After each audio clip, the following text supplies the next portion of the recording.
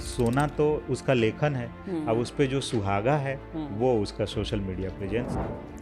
आपको कभी डर नहीं लगा? इतना अनिश्चित मानव को लिखते हैं, इतनी अनिश्चितता उसमें रहती है, बाद में वो बेशक एक वो लगे, आपको डर नहीं लगा कि क्या मेरे पाठक इसे पसंद करेंगे या नहीं? तो इस पुस्तक मेला 2026 में हिंदी की सबसे ज़्यादा कौन कौन सी किताबें बिकी? कविता बहुत ज़्यादा अच्छा, चल रही है आजकल। कविता? मुश्किल से 15 से 17 हजार शब्दों की कहानी है दोस्तोवस्की की। 1848 में पहली बार छपी। मानव, दिव्य जी या नीलोत्पल जी, इनमें से कौन सबसे ज़्यादा डिसिप्लिन राइटर है और किसकी स्क्रिप्ट में सबसे कम एडिटिंग की ज़रूरत पड़ती है? मैं पहली बार तो लेखन को तपस्या मानता ही नहीं। तो लेखक महान नहीं होता? क्या कोई ऐसा है जिसका फ़ोन उठाने से पहले आप 2 बार सोचते हैं? ऐसा बहुत होता है, बहुत हैं ऐसे। जो स्क्रीन राइटिंग है वो एक अलग किस्म की चीज़ है, और जो किताबें लिख रहा है उसको स्क्रीन राइटिंग नहीं करनी चाहिए। और अगर दिव्या जी अभी कहने लगे आपको कि मैं कल से शुद्ध संस्कृत में लिख रहा हूँ, तो आप क्या करेंगे? तो मूर्ख व्यक्ति ऐसा कर सकता है कि प्रेमचंद जी जो आप अपने ज़माने में लिख रहे थे, हाँ। वो आज के ज़माने में आप लिखते तो यही लिखते जो नई वाली हिंदी है। प्रेमचंद 2.0 वो है नई वाली हिंदी। पारुल जी, मैं पारुल नाम से एक यूट्यूब चैनल इनका है, जिस पे ये हम जैसे सामान्य और बहुत सारे असामान्य और बहुत सारे अति विशिष्ट लोगों को बुलाती हैं और दुनिया के तमाम विषयों पे बातचीत करती हैं। तो अगर आप इस तरह की बातचीत में रुचि रखते हैं तो इनका चैनल आप सब्सक्राइब कीजिए, लाइक कीजिए और बेल बटन दबा करके दबा लीजिए, ताकि आपको नोटिफिकेशन भी मिल जाए कि हाँ एक नया एपिसोड आ गया है। Thank you. नमस्ते, मैं पारुल। वो आए तो हिंदी वालों को लगा कि वो हिंदी के लिए बहुत बड़ा ख़तरा है। नई हिंदी और पुरानी हिंदी का ये विवाद अभी भी थम नहीं रहा है, और वो हैं कि अपनी मौज में चले जा रहे हैं, जो उन्हें सही लग रहा है वो कर रहे हैं, जैसे मंजिल सामने उन्हें दिखाई दे रही हो और उन्हें मालूम है कि उन्हें कहाँ पहुंचना है। नुसरत मेहदी का एक शेर जैसे हवाओं में है कि फिर आके लग रहे हैं परों पर हवा के तीर, परवाज़ अपनी रोक लूं, डर जाऊं क्या करूं। लेकिन ये परवाज़ यहाँ शुरू नहीं हुई थी, ये परवाज़ शुरू हुई थी बहुत पहले, कभी 5 किलोमीटर स्कूल जाने और 5 किलोमीटर चलकर स्कूल से पैदल वापस आने में। ये परवाज़ शुरू हुई थी तब जब उस गांव में बिजली भी नहीं थी, और पढ़ने के लिए 5 किलोमीटर आने जाने में 10वीं क्लास में जाके एक बहुत बड़ी लग्जरी उनके हाथ लगी कि उन्हें साइकिल मिल गई। वो साइकिल जो मिली, लेकिन उसमें किलोमीटर बढ़ गए और चक्कर भी बढ़ गए। एक चक्कर था सुबह ट्यूशन के लिए जाना 5 किलोमीटर फिर वापस आना, एक चक्कर था स्कूल जाने का फिर वापस आना, और एक चक्कर था फिर से ट्यूशन का। इस संघर्ष को, जिसे वो उस समय के लिए संघर्ष नहीं मानते हैं, यहाँ से होते हुए उनके पास साहित्य के नाम पर उस समय था चंदा बामा और नंदन, वो भी किसी और की। स्कूल जाते वक्त या स्कूल से आते वक्त उनका एक काम होता था कि अपने गांव के बड़े बच्चों के लिए ये देख के आना कि वहाँ पे स्कूल के पास में जो आगे वीडियो हॉल पड़ता है उसमें आज वीसी पर कौन सी फिल्म लगी है, वो पोस्टर उन्हें देख के आना था। और ऐसा नहीं था कि वो सिर्फ देख के आते थे, वो भी फिल्म देखने जाते थे, क्योंकि स्कूल में ऑफिस के अलावा और कोई इमारत ही नहीं थी, और एक पेड़ के नीचे स्कूल चलता था। बरसात हो तो वो भी बंद हो जाता था। हिंदी और सामाजिक विज्ञान के अलावा कोई टीचर उस स्कूल में ठहरता ही नहीं था, इसलिए ट्यूशन पढ़ने पड़ते थे। नाना के घर से लाई हुई कॉमिक्स उनका दूसरा एडवेंचर था, दूसरा परिचय था साहित्य से। और उसके बाद वो आए इलाहाबाद आईआईटी की तैयारी के लिए। आईआईटी की तैयारी के लिए वो पूरी तरह से सक्षम थे, लेकिन आईआईटी की तैयारी कौन करे। इलाहाबाद में जीवन जीने की एक नई चकाचौंध जो मिल गई थी, दोस्त मिले और दोस्तों के साथ सृजन जो कर रहे थे उनसे चाय की रिश्वत ले लेके उनकी कविताएं खूब सुनी। कविताएं अच्छी लगती थी, लगा हमारे दोस्तों बहुतों से अच्छा लिख रहे हैं। उन्हें छपवाने की कई जगह कोशिश की, लेकिन नाकामयाब रहे। बीटेक में पहुंच गए मथुरा, और वहाँ भी दोस्तों को छापने का एक मन में रहा, और तभी कंप्यूटर का सहारा लिया, क्योंकि कंप्यूटर साइंस ही तो पढ़ रहे थे। यूनिकोड को लेके आए, और यूनिकोड को बढ़ावा देने के साथ साथ दोस्तों की किताबों को या उनकी कविताओं को छापने का मन में आया। और वहाँ से हिंदी युग का पता चला कि एक दिन एक छोटा सा स्टॉल किसी बुक फेयर में ले लिया गया। वहाँ भी किताबों को नहीं, यूनिकोड को मुझे लगता है कि आगे बढ़ाने का सिलसिला मन में था, लेकिन नियति को कुछ और ही मंजूर था। और दोस्तों की किताबें छापते छापते आज हिंदी युग वो बन गया है जहाँ से हर कोई छपना चाहता है। शैलेश भारतवसी हिंदी युग के संपादक, संचालक, प्रकाशक, कर्ता धर्ता, एक इंजीनियर से ये सफ़र आपको यहाँ तक कैसे लेके आया शैलेश? सबसे पहले पारुल जी आपका शुक्रिया अपने इस पॉडकास्ट में बुलाने के लिए। अब ये कैसे लेकर के आया का आपने तो सारा बता ही दिया कि कैसे लेकर के आया, तो वैसे ही लेके आया। एक शायद आप जो बचपन में जो बीज आपके अंदर पड़ता है उसका माध्यम कुछ भी हो सकता है। जैसे मेरा माध्यम था कि मैं किताबें पढ़ना शुरू कर दिया था जल्दी ही, लगभग 10वीं 11वीं में जब मैं पढ़ रहा था तब से ही मैं साहित्य की किताबें पढ़ने लगा था। तो उसका एक बीज शायद वहाँ रोपित हुआ और बाद में जब अवसर मिला तो धीरे धीरे ब्लॉग, वेबसाइट के माध्यम से मैं प्रकाशन की दुनिया में आ गया और आज प्रकाशन ही चल रहा है। प्रकाशन ही चल रहा है। आप खुद लेखक भी हैं? नहीं, तो मैं खुद लेखक नहीं है। लिखने मतलब देखिए जैसे हर कोई लेखक होता है, वैसे तो जो हमारे कैमरे के पीछे बैठे हैं वो उनके जीवन में भी कुछ ऐसा है जो लिखना चाहें तो लिख सकते हैं।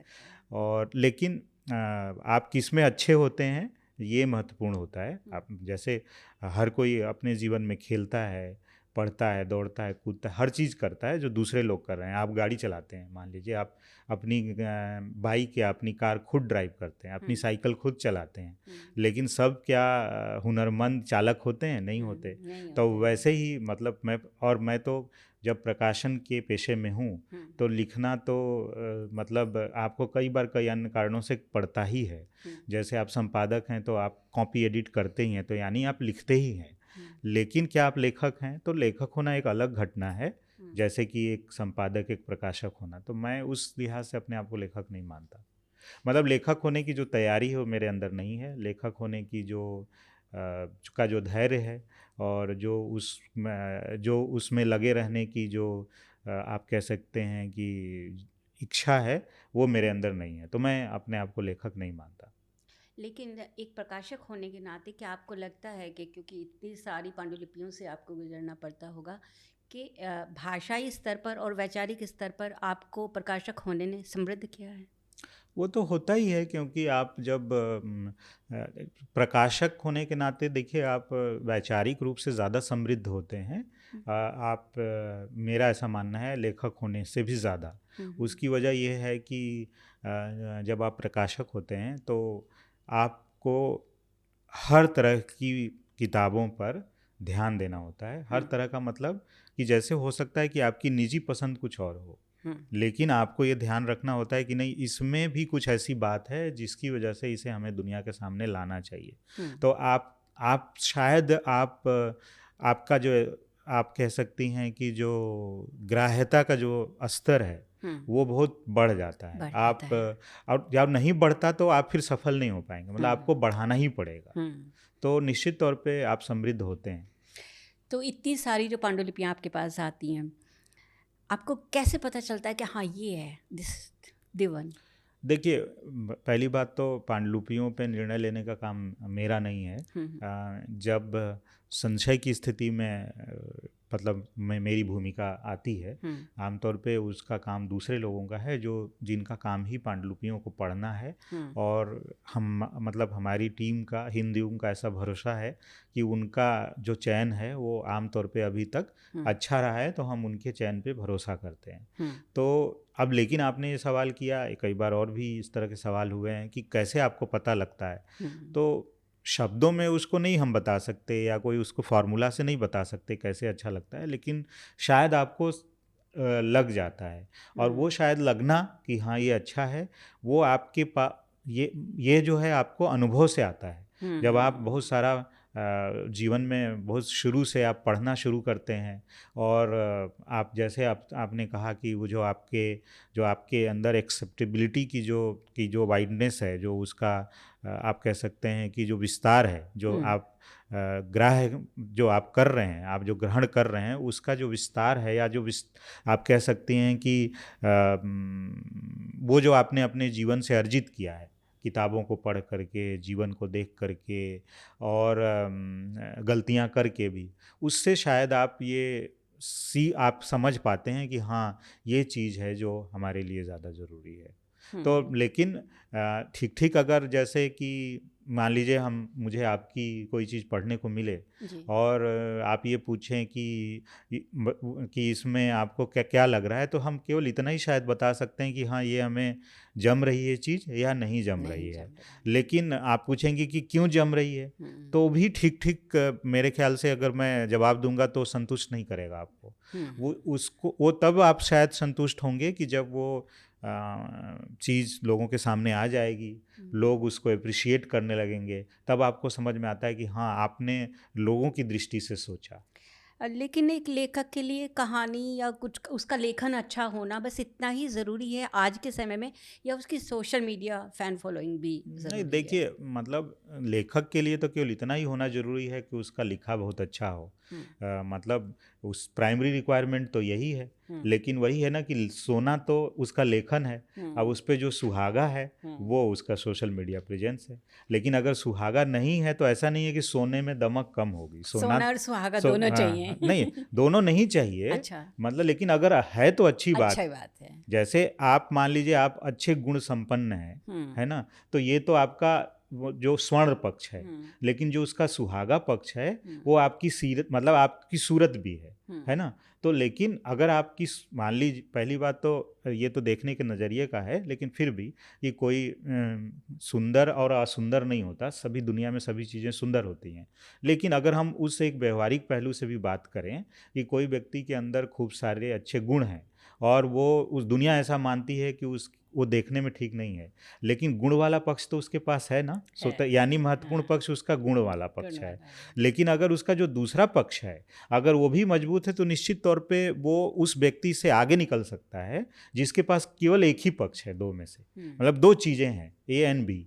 तो आपके पास महत्वपूर्ण चीज़ है ए, यानी उसका लेखन, लेकिन बी है सोशल मीडिया, जैसे आपने कहा। लेकिन अगर बी नहीं है तो बहुत महत्वपूर्ण नहीं है, लेकिन अगर बी है तो इसका लाभ उस व्यक्ति को मिलेगा जी। आजकल आपको क्या लगता है, क्या सबसे ज़्यादा चल रहा है? नॉवेल ज़्यादा चल रहे हैं, स्टोरी चल रही है, या कथेतर ज़्यादा चल रहा है? लोग क्या पसंद कर रहे हैं? आपने जो पूछा उसमें आपने वो विकल्प ही नहीं दिया। कविता बहुत ज़्यादा चल रही है कविता जी। एक बार ऐसा लगा था कि कविताएं बंद हो गई हैं, लेकिन इधर पिछले 1-1.5 सालों में हमने ये देखा है कि विशेष तौर पे जो नई पीढ़ी है, जो 25 साल से नीचे की है, वो कविताओं की तरफ अधिक आकृष्ट हो रही है। अच्छा। तो उनको लेकिन कविताओं का मतलब ऐसा नहीं कि, देखिए, लोग क्या करते हैं, चीज़ों को बहुत जनरलाइज करके बात करते हैं। तो जब आप ऐसे पूछ लेते हैं कि क्या कर रहे हैं, पढ़ रहे हैं, तो मतलब जैसे मैंने मान लीजिए एक बात कह दी कि लोग कविता पढ़ रहे हैं, तो कोई इसका ये अर्थ निकाल सकता है, अच्छा तो लोग मतलब किसी भी कविता को पढ़ रहे होंगे, ऐसा नहीं है। लोग जो है आजकल लोग जॉन एलिया को पढ़ रहे हैं है ना। तो जॉन एलिया को इस समय की पीढ़ी सब, जैसे ऐसे लोग भी आपको दिखलाई देंगे जिन्होंने अपने जीवन में कोई किताब नहीं पढ़ी, लेकिन जॉन एलिया के शेर उन्होंने याद कर लिए हैं। तो अगर, लेकिन ये तो मैंने एक एग्जाम्पल दिया, फिर भी कविता खूब ठीक ठाक पढ़ी जा रही है। अचानक पिछले 2-3 सालों से, 1.5 साल नहीं, पहले मैंने 1.5 साल बोला, लेकिन मुझे लगता है कि अगर हम थोड़ा और पीछे जाएं तो चाहे वो आप रामधारी सिंह दिनकर से अगर ले लें, अगर हिंदी में थोड़ा बहुत जयशंकर प्रसाद भी, लेकिन रामधारी सिंह दिनकर अधिक, और हरिवंश राय बच्चन जो एक तरीके से क्लासिक कवि हो गए हिंदी से, ले करके अभी के समकालीन कवियों तक को लोग खूब पढ़ रहे हैं, मतलब ठीक ठाक पढ़ रहे हैं। जैसे एक पुस्तक हमने प्रकाशित की 1.5 साल पहले, मैं मिट्टी लिखती हूँ तुम आसमान पढ़ते हो। अच्छा। या सुधार गृह की मालकिन, ऐसे करके कुछ किताबें जो बिल्कुल ऐसे कवियों की प्रकाशित की जिनकी एक तरीके से ये पहली ही किताब थी, लेकिन उनको लगातार पढ़ा जा रहा है। वो अभी भी किताबें हमारे प्रकाशन से प्रकाशित कई सारे उपन्यास और कहानी संग्रह या कथेतर जिनका आपने जिक्र किया उससे अधिक पढ़ी जा रही हैं। और ये केवल हमारे यहाँ ही नहीं है, दूसरे प्रकाशनों में भी अगर आप पूछेंगी तो नए कवियों की कविताओं की किताब ठीक ठाक पढ़ी जा रही है। और उसमें हो सकता है सोशल मीडिया का रोल हो कि, और शायद मुझे लगता है कि कविताओं में एक खास तरह का तत्व है जो उनको शेयर किए जाने की शेयरेबिलिटी जिसको बोलते हैं वो शायद ज़्यादा है। और लोग चूँकि अब हर व्यक्ति जो कंज्यूमर है सोशल मीडिया पर वो असल में एक उत्पादक भी है, यानी वो एक कंटेंट क्रिएटर है। जो आपका हमारा पॉडकास्ट देख रहा है वो खुद भी छोटे बड़े स्तर का कंटेंट क्रिएटर है। यानी कंटेंट क्रिएटर है तो उसको अपने लोगों को सर्व करने के लिए कंटेंट चाहिए, तो शायद इस तरह की चीज़ों का रोल वहाँ पर भी है, तो इसलिए भी शायद वो पढ़ी जा रही होंगी। तो फैक्टर मुझे ठीक से नहीं पता कि क्या कारण होगा, लेकिन तथ्य ये है कि कविताएं खूब पढ़ी जा रही हैं। लेकिन मुझे लगता है कि सर्वाधिक पढ़े जाने वाली चीज़ में अभी भी शायद उपन्यास होगा हिंदी में। अच्छा, क्योंकि दीवार में खिड़की रहती थी विनोद कुमार शुक्ल का उपन्यास है, और वो पिछले साल मतलब अभी जिस फाइनेंशियल ईयर में हम बात कर रहे हैं उसमें हिंदी में ही नहीं, मुझे तो लगता है कि अंग्रेजी में भी सबसे ज़्यादा बिकी किताबों में से, हिंदी में तो सबसे ज़्यादा बिकी है, अंग्रेजी में भी उसके बराबर कम ही किताब बिकी होगी, और वो उपन्यास है। लेकिन जैसे मैंने एक तथ्य कहा कि लोग अब कविताएं पसंद कर रहे हैं। विनोद कुमार शुक्ल का लगभग सारा लेखन कविताओं का लेखन है, मतलब उनका उपन्यास में भी कविता रहती है। तो आप ऐसे कह सकती हैं कि शायद जो मैंने वो बात कही वो यहाँ से भी पुष्ट होती है कि लोग कविताएं ज़्यादा पढ़ रहे हैं, क्योंकि उस उपन्यास का सबसे ज़्यादा पढ़ा जाना, जो उपन्यास असल में कविता सरीखा है। विनोद जी की बात आपने की, सबसे पहले तो हम बात उनकी आई है तो बहुत ही विनम्र श्रद्धांजलि अपने पॉडकास्ट पे उन्हें देना चाहते हैं जी। और एक फ़ोटो मैंने सोशल मीडिया पे देखा था जब वो गए, आप वहाँ थे और सामने विनोद जी का संस्कार हो रहा था।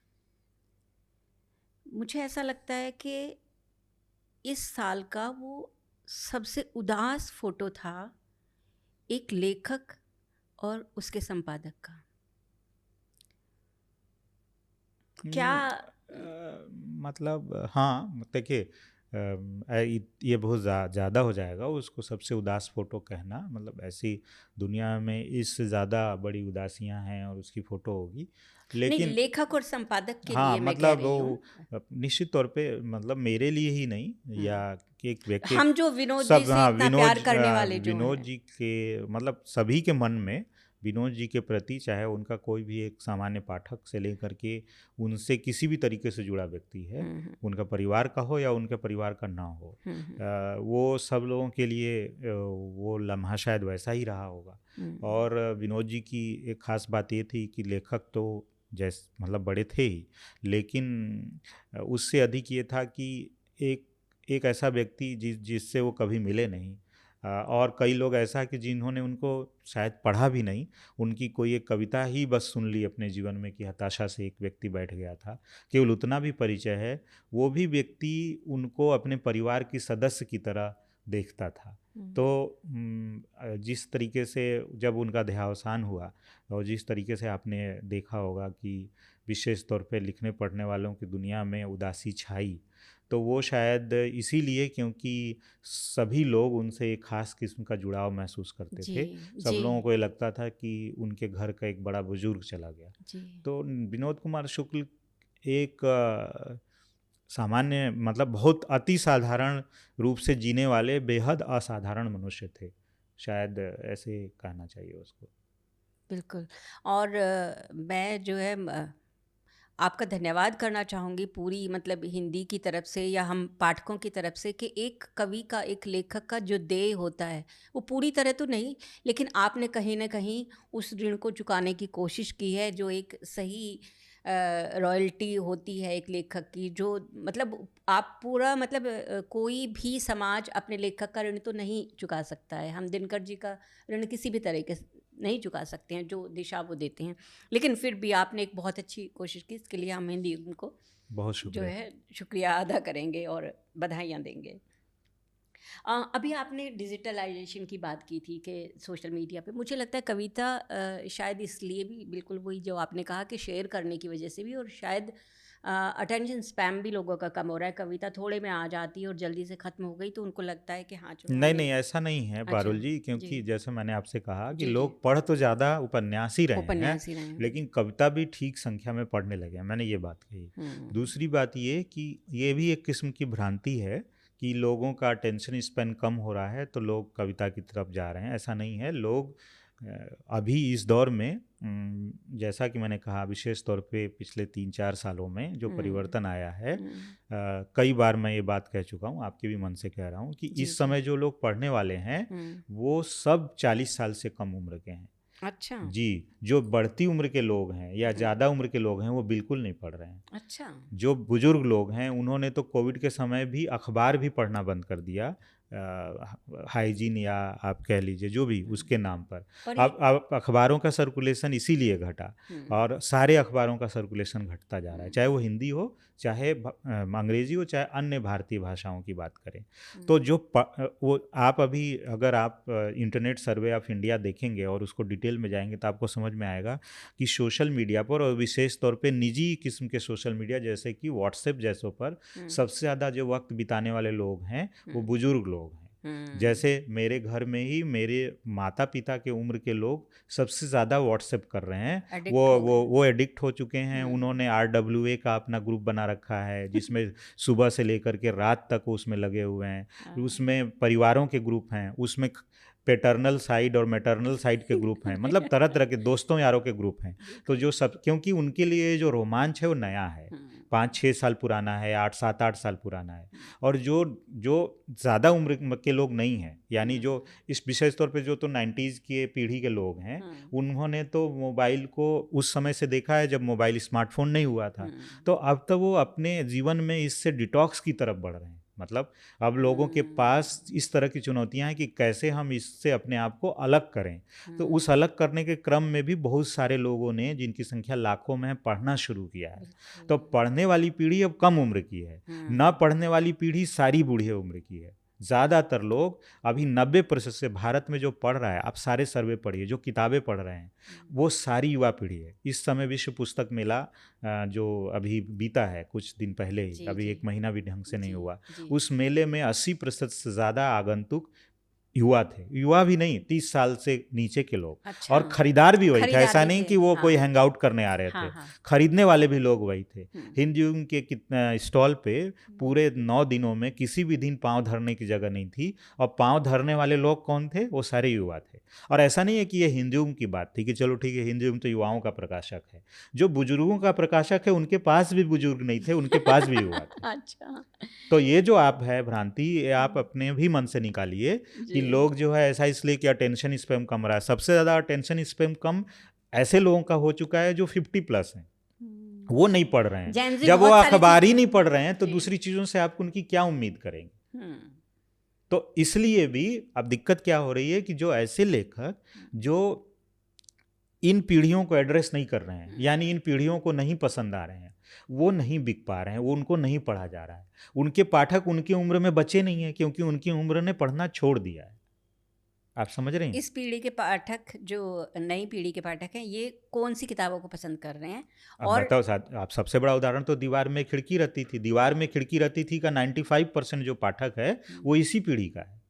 ऐसा दीवार में खिड़की रहती थी कि इतनी बिकने की वजह, ये तो पुराने लेखक हैं। लेखक पुराने तो वही का सभी जो लेखक इस पीढ़ी को भी स्पंदित कर रहे हैं उसको लोग पढ़ रहे हैं। गुनाहों का देवता इन दिनों सबसे ज्यादा पढ़ी जा रही किताब। दीवार में खिड़की रहती से के बाद मुझे लगता है गुनाहों का देवता पढ़ी जा रही होगी। अच्छा। सबसे ज्यादा ये गुनाहों का देवता का तो लेखक इस दुनिया में भी नहीं है, इतना पुराना हो गया। अभी आपको बताऊं, दोस्तोयेवस्की की एक कहानी है व्हाइट नाइट्स, जिसका हिंदी अनुवाद हमने अभी प्रकाशित किया है। वो उस अंग्रेजी में इस समय, अगर आप जैसे इंडिया में क्या लोग पढ़ रहे हैं का एक पैरामीटर ये भी है कि आप अमेज़ॉन का टॉप 100 देख लें, उससे मोटे तौर पे आपको अंदाज़ा लग जाएगा कि क्या लोग पढ़ रहे हैं। मतलब उसी रेशियो में दुकानों पे भी लोग किताब खरीद रहे होंगे, उसी रेशियो में फुटपाथ पे लोग पायरेटेड किताबें खरीद रहे होंगे, उसी रेशियो में लोग लाइब्रेरी से किताबें इशू करा रहे होंगे, उसी रेशियो में लोग अपने दोस्तों से किताबें उधार ले रहे होंगे। तो यानी कि वो एक ऐसा पैरामीटर है जिससे आप ये अंदाज़ा लगा सकते हैं कि लोग क्या पढ़ रहे हैं। उसमें आप पाएंगे पिछले 1 साल से ज़्यादा का वक्त हो गया, वाइट नाइट्स जो अंग्रेजी संस्करण है वो हमेशा शीर्ष 10 में रहता है, इतना ज़्यादा पढ़ी जा रही है। मुश्किल से 15 से 17 हज़ार शब्दों की कहानी है दोस्तोवस्की की, 1848 में पहली बार छपी थी। और उसको कौन पढ़ रहा है? उसको आप नहीं पढ़ रही हैं, उसको आज की युवा पीढ़ी पढ़ रही है। आज जो 17-18 साल से लेकर के जो 25 साल के भीतर के लोग हैं वो उसको पढ़ रहे हैं। तो मेरा ये कहने का मतलब है कि पढ़ने वाले लोग इसी उम्र के हैं, 30 से नीचे वाले ज़्यादातर। लिखने वाला आज से सदियों पुराना भी हो सकता है, लेकिन लोग क्या पढ़ रहे हैं? जिसको लंबे समय से लोगों ने पढ़ा है। आज भी जो जॉर्ज ऑरवेल का उपन्यास है 1984, उसको लोग आज भी वैसे ही पढ़ रहे हैं। हो सकता है उस दौर में भी उतना उन लोगों ने नहीं पढ़ा होगा। लोग एनिमल फॉर्म को आज उतना पढ़ रहे हैं जितना पहले नहीं पढ़ा होगा। मुझे लगता है कि जितना इस दौर में लोगों ने प्रेमचंद को पढ़ना शुरू किया है, नई पीढ़ी ने पिछले 30 साल 40 सालों में नहीं पढ़ा होगा। तो लोगों ने फिर से पढ़ना शुरू किया। फिर से पढ़ना शुरू करने का मतलब मेरा ये नहीं है कि अभी 15 साल वाला को तो पढ़ने का मौका ही नहीं मिला। मतलब फिर से पढ़ना शुरू करने का मतलब पूरा समाज को अगर हम समग्र रूप से देखें तो युवाओं ने इस तरह से पढ़ना शुरू किया है कि ऐसा प्रतीत होता है कि लोगों ने फिर से पढ़ना शुरू किया। तो पढ़ लोग ज़्यादा रहे हैं, और लेकिन पढ़ कौन से लोग रहे हैं? जो 40 साल से नीचे। तो इस पुस्तक मेला 2026 में हिंदी की सबसे ज़्यादा कौन कौन सी किताबें बिकी? सबसे ज़्यादा तो दीवार में खिड़की रहती थी बिकी, और दिव्य प्रकाश दुबे की एक नई किताब आई है टेंशन मत ले यार, जो उनका कथेतर, उनका मेमोयर है। अच्छा। वो बिकी। एक नीलोत्पल मृणाल की किताब आई है विश्व गुरु, वो बिकी। तो मतलब बिकने में आमतौर पे जो बिकती रही हैं किताबें वही बिकी हैं। जैसे अक्टूबर जंक्शन बिकी, मुसाफिर कैफ़े बिकी, औघड़ बिकी, शर्ट का मानव कौल की 15 किताबें वो सब एक बराबर बिकती हैं, वो बिकी। तो मतलब जॉन एलिया एक अजब गजब शायर, जो शायरी की किताब है, वो बिकी। तो बहुत सारी मतलब किताबें वही बिक रही हैं जो हमेशा से बिकती आ रही हैं, लेकिन खरीदार बदल गया है। खरीदार बदल गए हैं, ये अच्छी बात मानते हैं आप इसे या बुरी? और अच्छी बात मानते हैं, ये बहुत अच्छी बात मानते हैं, क्योंकि मतलब मैं खुद पिछले 4-5 साल पहले मेरे भीतर ये एक किस्म की नाउम्मीदी थी कि चूँकि भारत में जो हमारा जो शिक्षा दीक्षा का जो पद्धति है उसमें मिडिल क्लास आमतौर पे अंग्रेज़ी माध्यम स्कूल में पढ़ रहा है। तो जब उसका माध्यम ही अंग्रेज़ी है तो अपनी भाषा से वो जुड़ा उसका नहीं है, क्योंकि वो माध्यम के तौर पे वो भाषा नहीं चुन रहा है। क्योंकि जो माध्यम के तौर पे भाषा चुनता है उसका जो उस भाषा से संबंध बनता है वो एक व्यक्ति का उस भाषा को विषय के तौर पे पढ़ने वाले को नहीं बनता। लेकिन इसके विपरीत लोग जो है पढ़ रहे हैं बहुत ज़्यादा। यानी कि वो पीढ़ी जो आज से 20 साल पहले 15 साल पहले जन्म ली होगी, यानी 10 साल 12 साल पहले स्कूलों में गई होगी, जो अभी 12वीं का बच्चा है वो 12 साल या अधिकतम 13-14 साल पहले वो स्कूल गया होगा और वहाँ उसने अंग्रेजी माध्यम से शुरू किया, लेकिन आज वो हिंदी किताबों की तरफ उन्मुख है। तो ये बहुत सकारात्मक घटना है और इससे मतलब ये हमारे लिए तो बहुत ही अच्छी बात है। मैं इसको बहुत ही उम्मीद से देख रहा हूँ। जैसे ऑडियो बुक्स आ गई हैं या डिजिटल पे बुक्स आ गई हैं, ई बुक्स आ गई हैं, तो वहाँ पे आप फिजिकल किताबों का क्या भविष्य देखते हैं? वहाँ तो देखिए उन्हीं का कोई भविष्य नहीं है। मतलब पहले मैं उसको एक थ्रेट की तरह देखता था, लेकिन अब असल में उल्टा हो रहा है। जो ई बुक संस्करण है, बीच में जब कोविड के समय में उसमें एक राइज आया था, एक बढ़ोतरी दिखाई दी थी, लेकिन अब वो धीरे धीरे सिमटता जा रहा है या एक जगह ठहर गया है। मतलब आप ऐसे समझिए कि 5% से ज़्यादा पेनिट्रेशन उसका नहीं है और वो लगातार कम हो रहा है बढ़ने की बजाय।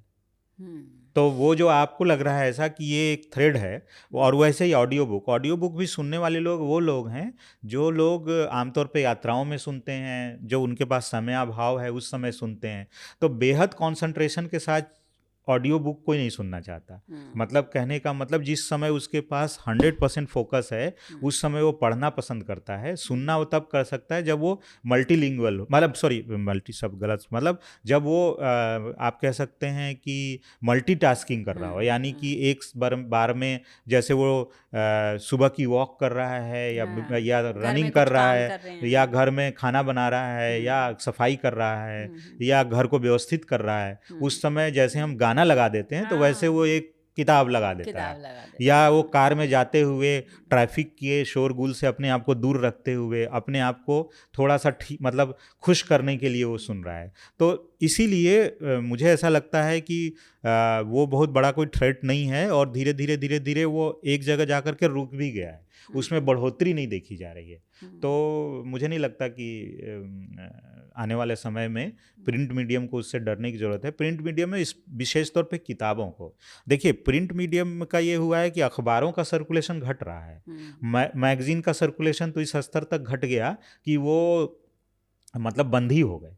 उसका शायद वजह यह है कि इनके जो ई संस्करण है, ई संस्करण का मतलब जो मान लीजिए वेबसाइट पे खबरें छप रही हैं, या आप खबरों को वीडियो में देख रहे हैं, या खबरों को आप ऑडियो में सुन रहे हैं, मतलब जो इलेक्ट्रॉनिक संस्करण है उसका, वो उसको बहुत आसानी से रिप्लेस कर दे रहा है और वो ग्राह्य ज़्यादा है।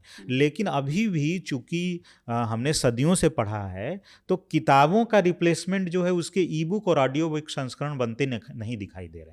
और अगर बनेंगे भी मान लीजिए भविष्य में, तो मुझे लगता है कि वो सपोर्ट की तरह ही काम करेंगे। अच्छा। वो इसको बहुत ज़्यादा नुकसान नहीं पहुंचाएंगे। आप आंकड़े बहुत अच्छे देते हैं। मैं आपसे एक छोटा सा सवाल करती हूँ। पायरेसी और पीडीएफ शेयरिंग ये एक थ्रेट तो है, इससे आपको क्या लगता है कैसे निपटा जा सकता है? देखिए, इससे निपटना काफ़ी मुश्किल है।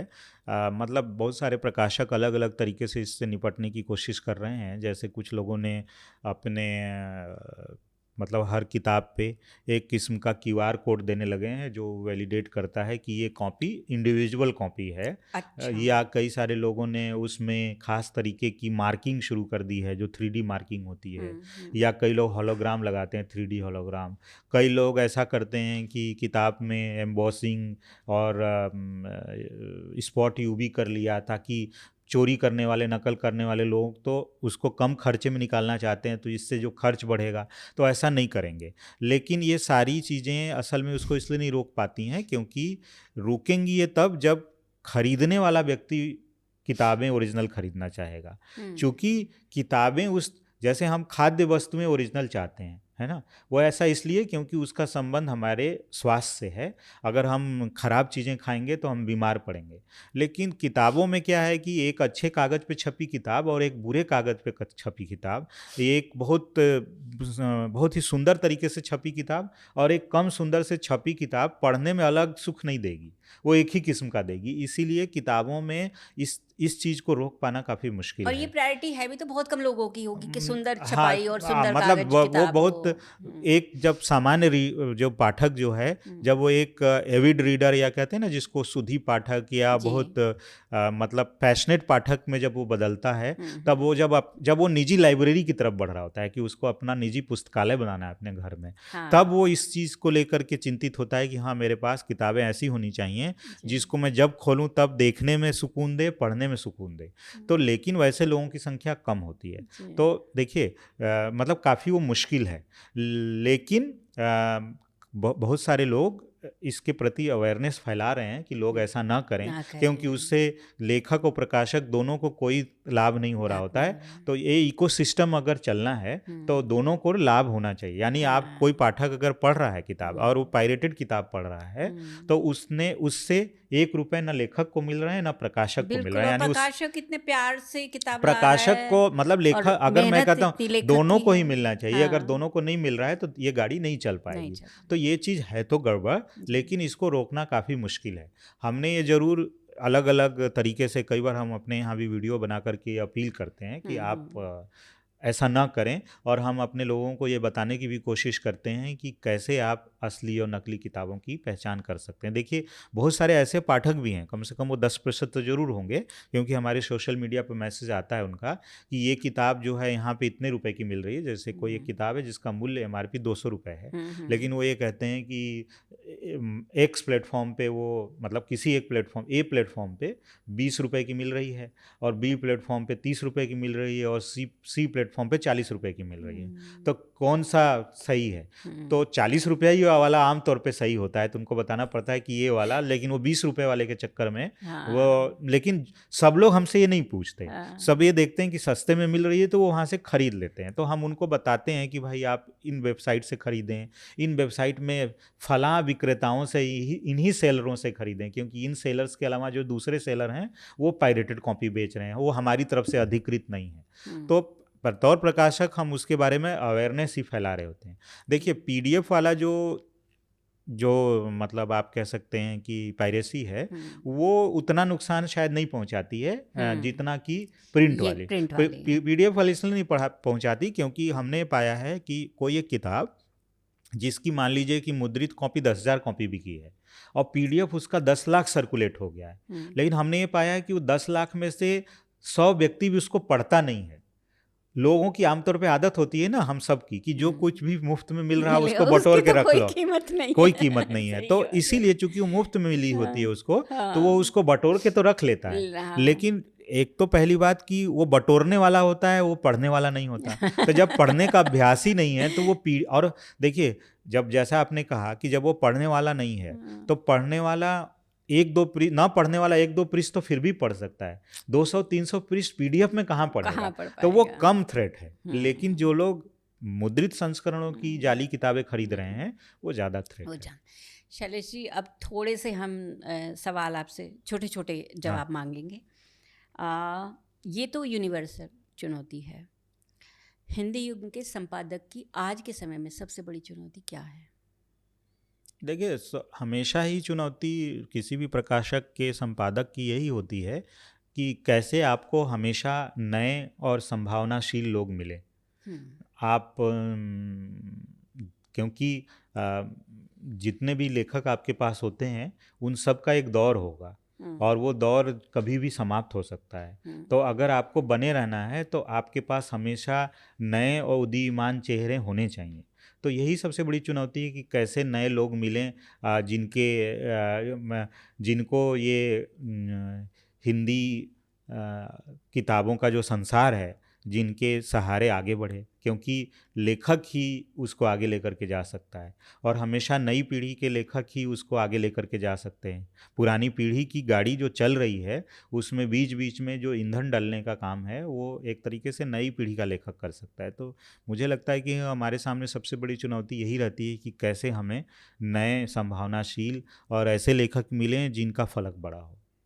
लेकिन आज के समय में तो आपके पास खूब अच्छे स्टार नहीं, लेखक वो हैं, लेकिन वो हर जैसा मैंने कहा कि सबका एक दौर होता है, जैसे हम तो, लेकिन अगर हमें समय के साथ अपने आप को बनाए रखना है तो हमेशा ऐसे लोग होने चाहिए आपके पास जो जैसे आज जो स्टार हैं तो कल के भी स्टार आपके पास होने चाहिए। कल के स्टार को आप कल नहीं पकड़ेंगे, कल के स्टार को आप आज पकड़ेंगे। जो आज के स्टार हैं, जैसे मानव कौल आपके साथ जुड़े हुए हैं, वो एक एक्टर, इतने अच्छे एक्टर हैं, और तब वो आपके साथ कैसे जुड़े थे?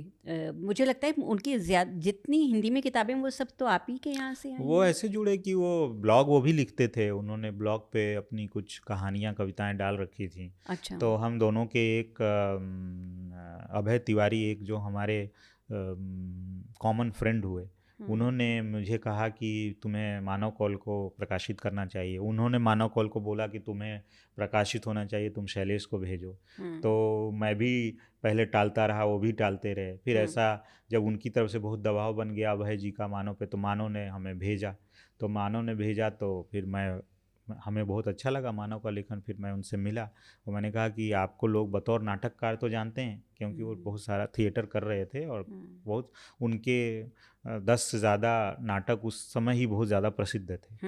हमने कहा कि लेकिन हम आपकी कहानियों की किताब छापना चाहते हैं, क्योंकि नाटकों से तो लोगों का परिचय है। तो ऐसे उनसे जुड़ा हुआ। फिर वो जब पहली किताब उनकी खूब सराही गई, लोगों ने पढ़ा, तो उनके भीतर भी एक किस्म की ऐसी इच्छा जगी कि यार उनको लेखन में खुद को आजमाना चाहिए।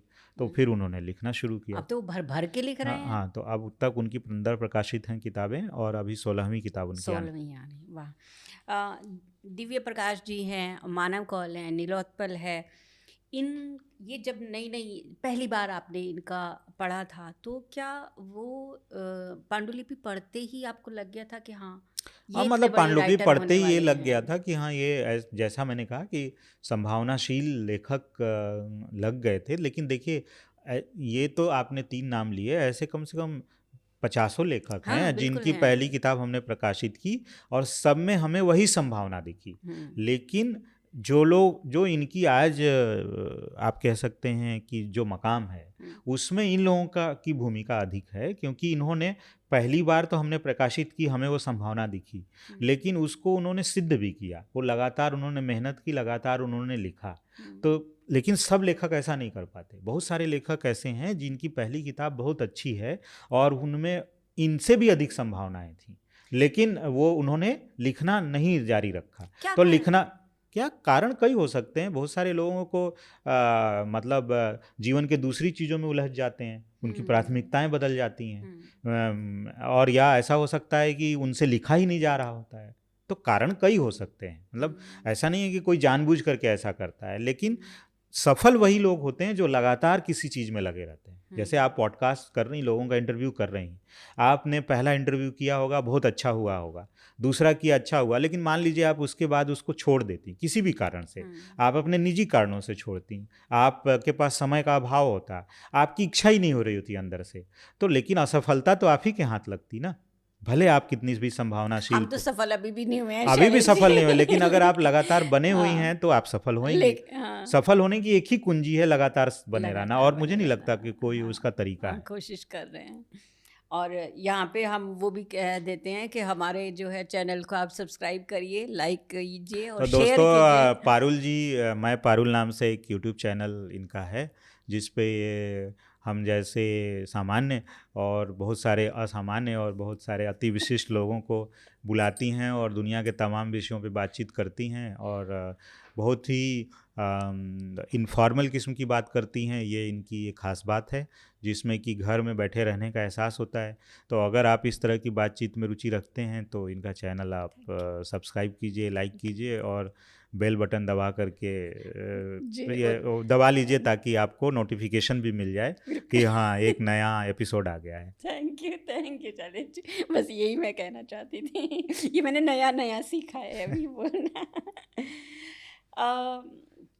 आपने अभी जैसे बताया ये कि कुछ लोग लिखते नहीं हैं शायद आगे, या एक राइटर्स ब्लॉक करके भी नहीं, चीज़ राइटर्स होती ब्लॉक है। तो बहुत अलग चीज़ है, और आमतौर पे असल में उसको बहुत सारे लोग मानते भी नहीं हैं। अच्छा, राइटर ब्लॉक्स तो देखिए, आपको लगता है आपके लेखकों में राइटर आता है वो कभी? अभी तक तो ऐसा दिखा नहीं। अच्छा। लेकिन राइटर्स ब्लॉक तो तब आएगा ना जब आपने खूब लिख लिया हो।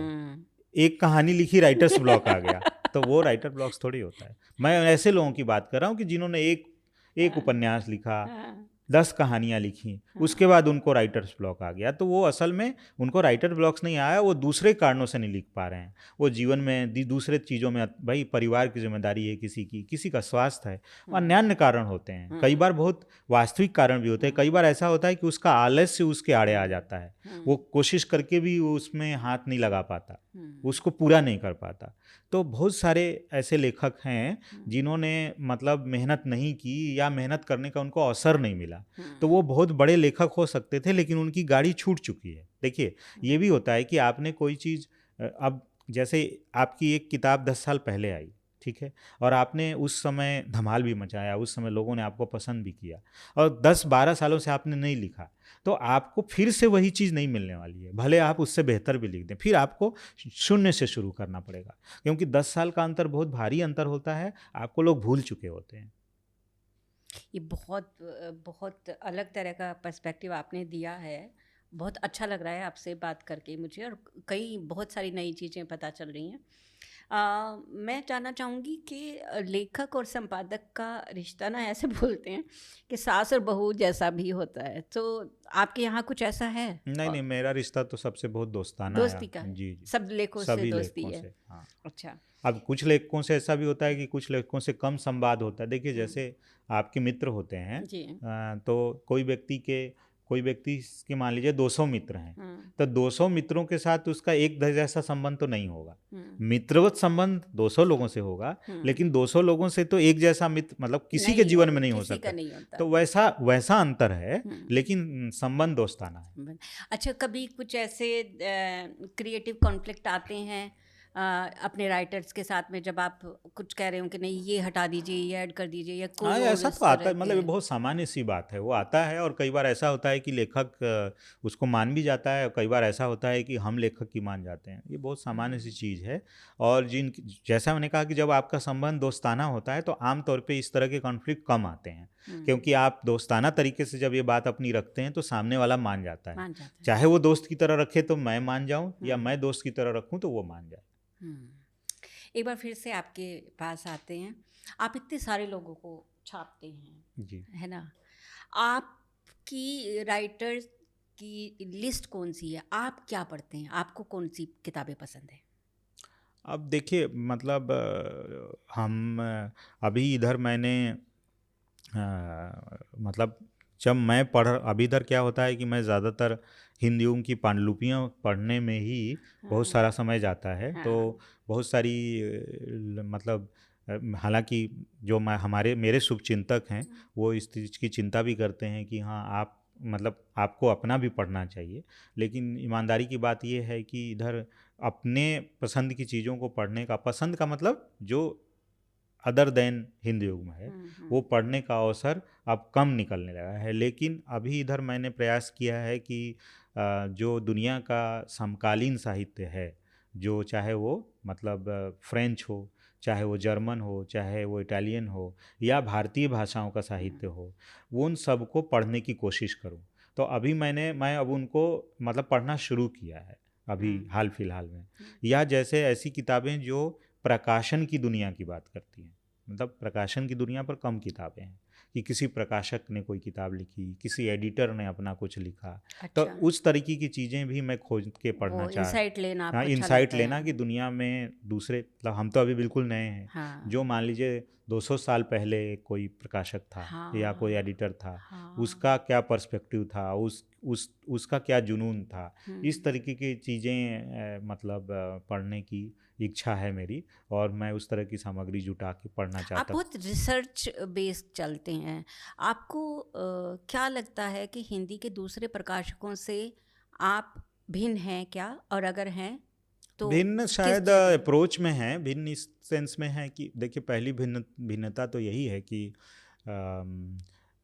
मतलब जो पारंपरिक रूप से हिंदी के जो दूसरे प्रकाशक रहे हैं, वो जो है अपनी पांडुलिपियों का चुनाव आमतौर पे लघु पत्रिकाओं के माध्यम से करते रहे हैं। यानी हिंदी की जो साहित्यिक पत्रिकाएं, जिनको लघु पत्रिका कहते हैं, उनमें जो चीज़ें छपती रहीं, उनके लेखकों को प्रशय देना या उनको पहले प्रकाशित करना, यानी लेखक की पहचान वहाँ से करते थे। हमारी जो सबसे बड़ा अंतर जो उनके और हमारे में ये है कि हम लेखकों को मतलब पहली बार ही डिस्कवर करते हैं। मतलब कि हाँ, हम उससे पहले वो व्यक्ति हो सकता है कि कहीं सोशल मीडिया पर लिख रहा हो या ना भी लिख रहा हो, वो हो सकता है अपने डायरी में लिखा हो, अपने कॉपी पे लिखा हो, और वो हमें भेजता है और हम वहाँ से उसका चुनाव करते हैं और उसको हिंदी की दुनिया को इंट्रोड्यूस करते हैं। अच्छा। तो ये एक अंतर है शायद अप्रोच का, और वही सबसे बड़ा अंतर है। आपके लेखक अगर मान लो डेडलाइन नहीं कम कर पा रहा है, तो आप उस पर प्रेशर डालते हैं या उसे मोटिवेट करते हैं कि जी लिखिए? नहीं, डेडलाइन जैसी चीज़ तो हमारे ऊपर ज़्यादा होती है ना, क्योंकि अच्छा। देखिए, वो वाला जो आप कह रही हैं वो तो कमीशनिंग में होता है कि जब आप मतलब कमीशन कर रहे होते हैं कोई किताब, यानी हाँ। आप लिखवा रहे होते हैं किसी हाँ। से। जैसे पारुल जी को मैंने कोई विषय दिया या हाँ। हमारी उनसे बातचीत हुई, आप ही प्रस्ताव लेकर हाँ। के आई कि इस विषय पर मैं एक किताब लिखना चाह रही हूँ, हाँ। और मैंने कहा ठीक है आप लिखिए। तो मैं उस समय एक डेडलाइन जैसी बात होगी, लेकिन हमारे केस में ज़्यादातर पांडुलिपियाँ पहले उनकी तरफ से जमा होती है लेखकों, तो यानी डेडलाइन हमारी हो जाती है कि अब वो व्यक्ति चाहता है कि ये 3 महीने में किताब प्रकाशित हो जाए या 1 महीने में हो जाए। हमारे पास जो अवसर है वो दिख रहा है कि हम 8 महीने से पहले नहीं प्रकाशित कर सकते। तो डेडलाइन की जो तलवार है वो हमेशा हमारे गर्दन पे होती है, लेखकों की गर्दन पे कम होती है, वो कमीशनिंग में ज़्यादा होती है। तो स्टार लेखकों का नहीं आपको लगता कि जैसे मान लो बुक नहीं फेयर आ मतलब रहा है तो आपको लगता है नहीं कि नहीं अरे ऐसा भाई नहीं कोई होता वो। किताब आनी हाँ चाहिए? ऐसा जरूर होता है कि जो जब मैंने कहा कि बहुत सारे ऐसे लेखक हैं जो हम्म जो समय के साथ उन्होंने लिखना लगभग छोड़ दिया, हम्म अन्य चीज़ों में बिजी हो गए, हम्म उनको हम ज़रूर फॉलो अप करते हैं कि यार आपको लिखना चाहिए और आप लिख करके दीजिए।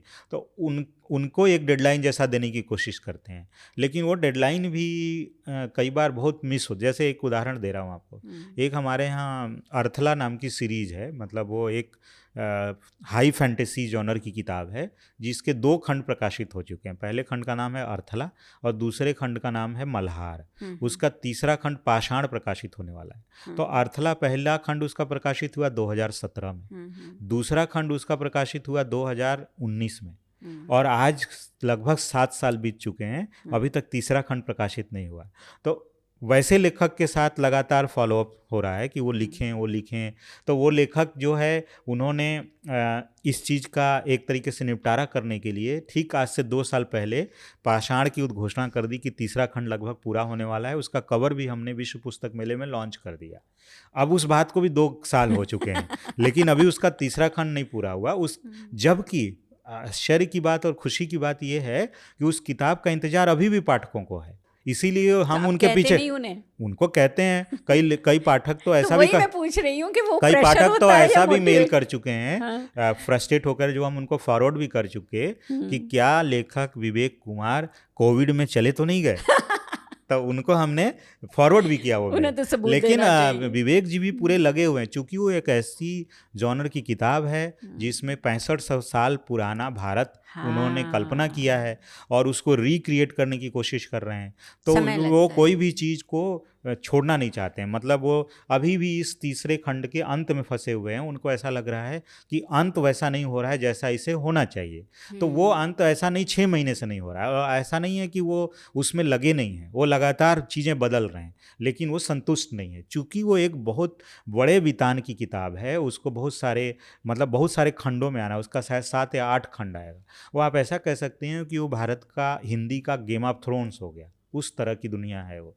तो और उसी तरीके का उसकी कल्ट फॉलोइंग भी है। संख्या कम है, 10,000 लोग ही उसको पसंद करने वाले लोग हैं, लेकिन वो ऐसे लोग हैं जो आज भी उसका इंतजार कर रहे हैं। मुझे अभी कई बार ऐसा फ़ोन आता है जो वो हिंदी की कोई और किताब उन्होंने नहीं पढ़ी है, लेकिन वो कभी पता चला छत्तीसगढ़ के किसी बस्तर इलाके से कोई व्यक्ति फ़ोन करता है, वो कहता है कि अरे सर वो अर्थला का तीसरा पार्ट आ गया क्या? क्योंकि उनको लगता है हो सकता है आ गया हो, हमें ही ना मालूम चला हो। तो हमने कहा नहीं, आया नहीं है, जब आएगा तो आपको मालूम चल जाएगा। बिल्कुल। तो मैं कहना ये चाहता हूँ कि ये जो डेडलाइन वाली चीज़ है वो आमतौर पे पहली बात तो कमीशनिंग में होती है। दूसरा ये ज़रूर होता है कि कई बार लेखक अपनी तरफ से खुद ही वादा कर देता है और वो नहीं पूरा करता। तो जैसे एक और उदाहरण, एक हमारे लेखक हैं, उनका नाम है राकेश कुमार सिंह जी। उन्होंने आज से लगभग 10 साल पहले या ज़्यादा ही हो गया, मेरे ख्याल से 12-13 साल पहले, उन्होंने साइकिल से पूरे देश की यात्रा की थी और उसका नाम दिया था राइट फॉर जेंडर फ्रीडम। यानी उन्होंने जो भारत में जेंडर के नाम पे, जेंडर के बेस पे जो जिस किस्म का आप कह सकते हैं कि बर्ताव किया जाता है या भेदभाव किया जाता है, उस चीज़ के अगेंस्ट उन्होंने अपना साइकिल लेकर के पूरे हिंदुस्तान का लगभग यात्रा की थी साइकिल से। अच्छा। और पूरे हिंदुस्तान का मतलब एक रूट बनाया था, लेकिन उन्होंने ज़्यादातर राज्यों को जरूर छुआ था और सब जगह वो कहीं ना कहीं किसी के घर, किसी अनजान के घर, कहीं पे कैनोपी लगा करके या टेंट लगा करके वो रुकते थे। तो यानी उस माध्यम से उन्होंने वो यात्रा इसलिए भी की थी कि इससे भारत के अलग अलग राज्यों, अलग अलग शहरों, गांवों को समझ सकें कि सब जगह का समाज कैसा है। तो उस पे उन्होंने किताब लिखने का भी वादा किया था, लेकिन अब लगभग उसको 12-13 साल बीत चुके हैं। तो उसमें मतलब उनको हम उनके पीछे कभी कभार उनसे पूछ लेते हैं कि हाँ भाई कब पूरा होगा। तो इधर उन्होंने उसके 5-6 अध्याय लिख करके भेजे हैं, तो हो सकता है वो पूरा हो जाए। तो मैं कहना ये चाहता हूँ कि आमतौर पर जो लोग लेखन कर रहे हैं वो खुद भी अपनी तरफ से चिंतित रहते हैं और उसको पूरा करने की कोशिश करते हैं, तो हमारे फॉलोअप से बहुत ज़्यादा असर नहीं पड़ता है। जी, मैं यही पूछना चाह रही थी। हिंदी युग से छपने के लिए किसी लेखक को क्या पात्रता ज़रूरी होनी चाहिए?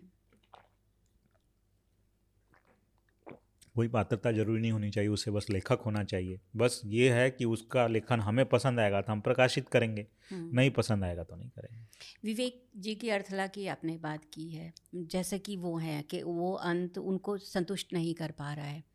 मानव कौल भी अपनी किताबों के अंत के बारे में लिखते हैं कि खुद मुझे भी नहीं मालूम होता कि अंत क्या होगा, और वो मैं भी उसके लिए क्यूरियस रहता हूँ।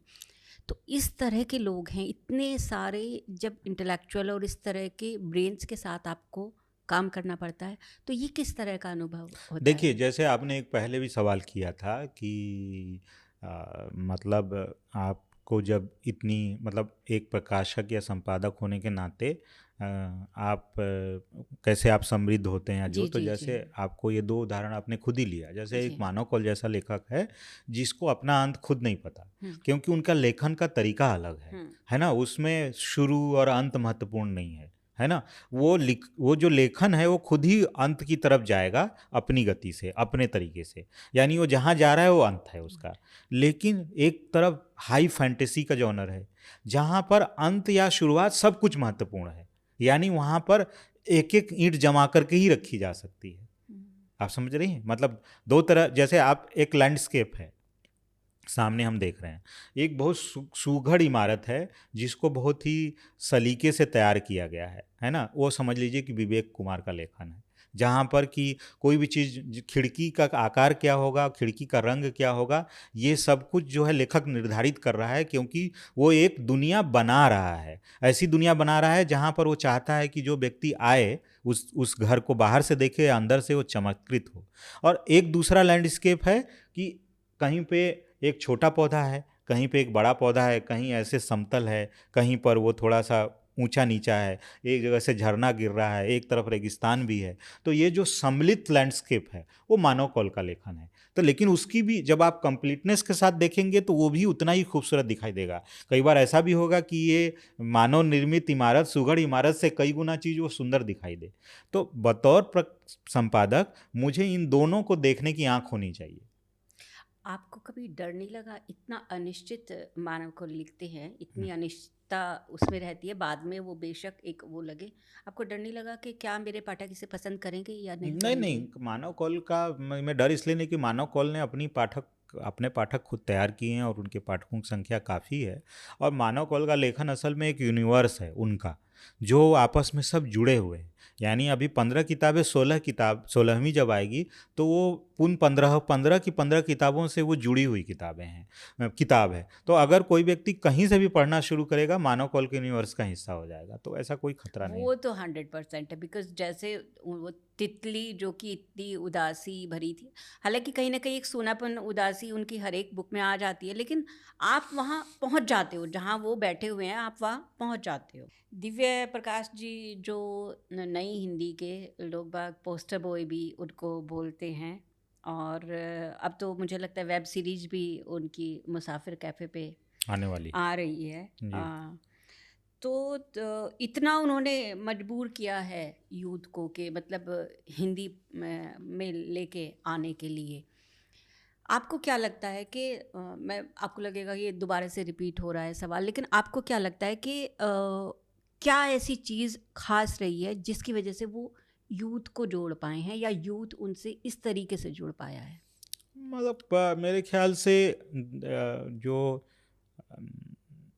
देखिए, जब मतलब लोग तभी जुड़ते हैं जब आपका लेखन उनको अपना लेखन जैसा लगने लगता है, या उनको लगता है कि ये मेरे, मतलब मैं भी तो ऐसा ही सोचता हूँ, मेरा भी तो जीवन ऐसा है। तो मुझे लगता है कि उन्होंने जो लिखा है, जो इस समय की जो पीढ़ी है, वो उसका जीवन जो है उन्होंने अपने पन्नों पे उतार दिया है। शायद वही सबसे ज़्यादा लोगों को पसंद आता है। मुझे बिल्कुल एकदम। हाँ, मुझे भी वही लगता है कि शायद जो उनका लेखन है वो आजकल की पीढ़ी को समझ में आ रहा है। समझ में इसलिए आ रहा है क्योंकि उनकी बात हो रही है।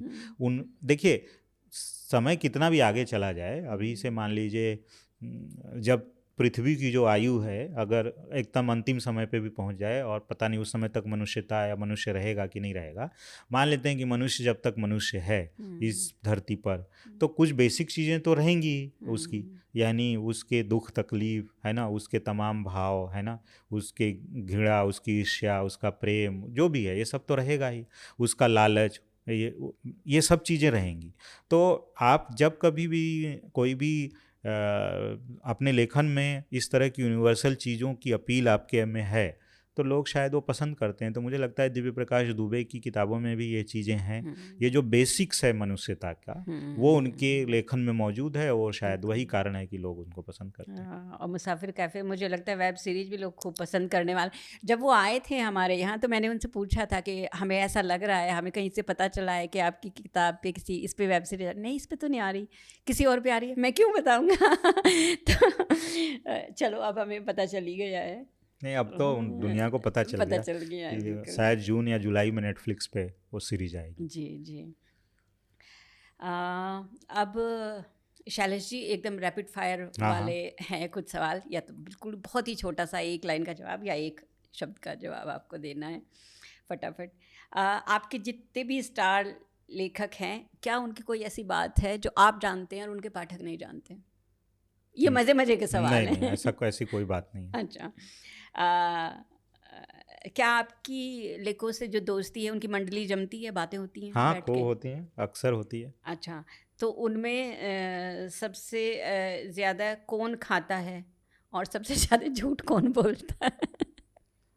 कौन खाता है सबसे ज़्यादा? मुझे लगता है नीलोत्पल खाते हैं, खाने के शौकीन हैं। अच्छा। और झूठ बोलने का तो ये कभी सोचा नहीं इस तरह से कि कौन झूठ बोलता है। अच्छा। अगली बार जब आऊँगा आपके पॉडकास्ट में तो ये सोच के आऊँगा, अब ये रिसर्च करूँगा कि मैं इसमें से झूठ कौन बोलता है। या अपनी किताबों की सेल्स के ऊपर बात होती है उनकी आपस में कि नहीं मेरी ज़्यादा जा रही है, मेरी ज़्यादा जा रही है? नहीं, वो तो ज़्यादा जाने का तो ये है कि सबको तो हम सबके आंकड़े देते हैं, तो ऐसा नहीं है कि वो कोई छिपी हुई बात है कि उनकी, जैसे मान लीजिए अब ए और बी दो लेखक हैं तो ए की ज़्यादा जा रही है और बी को कम जा रही है, ये ऐसा नहीं है कि ये केवल ए जानता है, ये बी भी जानता है, तो मतलब वो तो सार्वजनिक चीज़ है ना, तो इस तरीके के बात तो होने का कोई गुंजाइश नहीं है, मतलब वो जगजाहिर टाइप है। मैं यहाँ पे 3 नाम ले रही हूँ, आप उसमें और भी ऐड कर सकते हैं, मानव, दिव्य जी या नीलोत्पल जी। इनमें से कौन सबसे ज़्यादा डिसिप्लिन्ड राइटर है और किसकी स्क्रिप्ट में सबसे कम एडिटिंग की ज़रूरत पड़ती है? देखिए, इसमें तो सबसे ज़्यादा जो डिसिप्लिन व्यक्ति है वो मानव कौल है लेखन में, और इसमें सबसे कम एडिटिंग की ज़रूरत मुझे लगता है कि सब में ही ज़्यादा ही एडिटिंग की ज़रूरत पड़ती है, तीनों में। अच्छा। कम किसी में, मतलब ऐसा नहीं है कि तीनों एक बराबर हैं कि एडिटिंग की ज़रूरत सब में पड़ती है। अच्छा। देखिए, एडिटिंग की ज़रूरत आमतौर पे जिन लेखकों में नहीं पड़ती उसमें केवल एक ही वजह हो सकती है कि वो लेखक अपनी पांडुलिपि जमा करने से पूर्व बहुत बार उसकी खुद ही एडिटिंग करता है ना। लेकिन अमूमन ऐसा होता है कि किताबों के आने की एक समय सीमा होती है, जो आप अभी डेडलाइन की जिक्र कर रही थी, तो अमूमन किताब जब हमारे पास आती है और अगर वो उस लेखक, विशेष तौर पे इस तरह के लेखकों की जिनका आपने जिक्र किया, अगर इनकी किताब के लिए अगर हम इनसे कहेंगे कि आप अभी 6 महीना इसको और देखिए, है ना, ताकि हमें एडिटिंग की ज़रूरत ना पड़े, तो उतना अवसर होता नहीं है, तो इसीलिए इन सभी की किताबों में खूब एडिटिंग की ज़रूरत होती है। लेकिन धीरे धीरे क्या होता है, देखिए जिस तरह से लेखक लिखने के तौर पे मैच्योर होता है तो अपनी चीज़ों के साथ कड़ा होने के तौर पे भी मैच्योर होता है। तो ये बात ज़रूर है कि आज जब इन लेखकों की पहली किताब थी और आज इन लेखकों की किसी की 4वीं, किसी की 8वीं, किसी की 16वीं किताब है, तो अपने टेक्स्ट के साथ ये लोग खुद बहुत निर्मम हो गए हैं अब, तो अपने स्तर पर ही अब बहुत सारी चीज़ें ये ठीक करके या कम करके, काट छाट करके ही अब हमारे तक आती है। लेकिन अगर आप कहते हैं कोई हिस्सा काटने को, तो क्या वो मानते हैं? हाँ, बिल्कुल मानते हैं। किसके साथ कॉफ़ी पे बैठकर कहानियाँ, किससे सुनना ज़्यादा अच्छा लगता है, मज़ेदार होता है? देखिए, किस्से मज़ेदार करने, वो तो सबसे ज़्यादा किस्सों के बारे में सब कोई जानता है, हम ही, मतलब हमारे ही हिंदुओं के बाहर के लोग भी जानते हैं कि नीलोत्पल मृणाल जो है बड़े किस्सेबाज हैं और बहुत हंसोड़ हैं और सबको अलग ही है, उनका अंदाज एंटरटेन ही अलग करते हैं, है। तो सबको उनके साथ ही अच्छा लगता है, मुझे भी अच्छा लगता है। आपके पब्लिशिंग हाउस का सब अब नए टैलेंट में से कौन बिग स्टार होने वाला है? आपको किस में संभावना लगती है नए लेखकों में? देखिए, नए लेखकों में एक लेखक है अतुल कुमार राय। अच्छा। उसमें हमें खूब उनकी एक ही उपन्यास अभी हमने प्रकाशित किया है, चांदपुर की चंदा, और उसको प्रकाशित हुए अब लगभग 4 साल हो गए। तो अगर वो आगे लिखते हैं, क्योंकि ये डर हमेशा रहता है कि इस तरह के लेखक कितना लिखेंगे, लेकिन अगर वो लगातार लिखते हैं और मेहनत करते हैं तो वो भी आगे चल करके हिंदी के बड़े स्टार लेखक हो सकते हैं। आपके जितने राइटर्स हैं, जो मेन राइटर्स हैं, उनकी अगर आपको बिना नाम लिखे पांडुलिपि दी जाए तो क्या आप पहचान लेंगे? हाँ, ये पहचान किसका लेंगे, लेखन बिल्कुल है? पहचान लेंगे। ओके। कोई ऐसी किताब है जो आपने छापने से मना कर दिया हो और बाद में उसका वो लेखक आपका पसंदीदा बन गया हो, या वो किताब आपको पसंद आई हो और जिन्हें आपने छापने से मना कर दिया हो, मेरे अलावा? देखिए, ऐसा ये कभी नहीं हुआ कि हमने जिनको छापने से मना कर दिया, हाँ। उसका वो किताब के कंटेंट के स्तर पे हमें कोई अफसोस रहा हो कि अच्छा। मतलब यार एक अच्छी चीज़ हमने मना कर दी। हाँ, इस स्तर पे ज़रूर हुआ है, एक दो मतलब कई दफ़ा हुआ है, मतलब कि जो ऐसी हमने किताबों को नहीं प्रकाशित किया, मना कर दिया, वो किताबें बिजनेस वाइज बहुत सक्सेसफुल हो गई। ऐसी किताबें कई सारी हैं कि जिनको हमने नहीं प्रकाशित किया, लेकिन हमने उनको उनकी कंटेंट की वजह से ही नहीं प्रकाशित किया कि वो उनका कंटेंट हमें नहीं जमा। लेकिन जैसा कि हमारे नहीं जमने से किताब खराब नहीं होती है, तो हम हमेशा कहते हैं, या अच्छी नहीं होती है, मतलब अच्छी भी नहीं होती, खराब भी नहीं होती, वो हमें जमती है बस। तो हमारे न जमने से उसके कंटेंट का लेना देना बस इतना है कि वो हमें नहीं पसंद आई। लेकिन ऐसा ज़रूर हुआ कि वो किताब चली, सक्सेसफुल हुई, तो इस चीज़ का अफसोस ज़रूर हुआ कि यार अगर इसको हमने प्रकाशित कर दिया होता तो इसका बिजनेस हमें मिलता। लेकिन इस चीज़ का अफसोस नहीं हुआ कि हमने कोई ऐसी किताब मना कर दी कि जिसको हमें उसके कंटेंट को मतलब समझने में भूल कर दिया। ऐसा नहीं हुआ। ऐसा नहीं हुआ? नहीं, मुझे लगता है मैंने कहीं सुना आपके उसमें कि हाँ, कई बार ऐसा होता है, नहीं, नहीं, अच्छे ऐसा नहीं लेखक होता। नहीं ऐसा मिलते जरूर, देखिए, ये मैं इसको ऐसे कहता हूँ कि जो चीज़ हमें नहीं समझ में आ रही है, बिजनेस इसका अच्छा करके। नहीं, लेकिन उसका ये अर्थ नहीं है कि वो चीज़ खराब है, वो चीज़ हमें नहीं समझ में आ रही है। सही बात है, सही बात है। लेकिन हम अपनी सोच में मतलब एक तरीके से लगभग वैसे ही हैं कि नहीं, उस समय भी नहीं आई थी, अभी भी हम उसको किताब नहीं मतलब नाम नहीं लूँगा किताब का, एक किताब को तो बहुत बड़ा सम्मान भी मिला, मतलब पढ़ी नहीं गई उतना ज़्यादा, लेकिन उसको बहुत बड़ा, कई ऐसी किताबें हैं जिनको एक को तो बहुत बड़ा मिला, छोटे सम्मान तो कईयों को मिले, लेकिन उसका अफसोस कभी नहीं रहा, क्योंकि हमें मालूम है कि वो हमारी पसंद की चीज़ नहीं। हाँ, हर किसी का, और ये अपनी पसंद जी, होनी जी, भी बिल्कुल। चाहिए प्रकाशक की, इसमें कोई बात नहीं। फिर से थोड़ा सा हंसी के मूड में आते हैं और आपसे पूछना चाहती हूँ कि आपके सर्कल में जितने भी आपकी टीम है, या जो भी आपके संपादक हैं या आपके राइटर्स हैं, उनमें सबसे बड़ा कंजूस कौन है? ये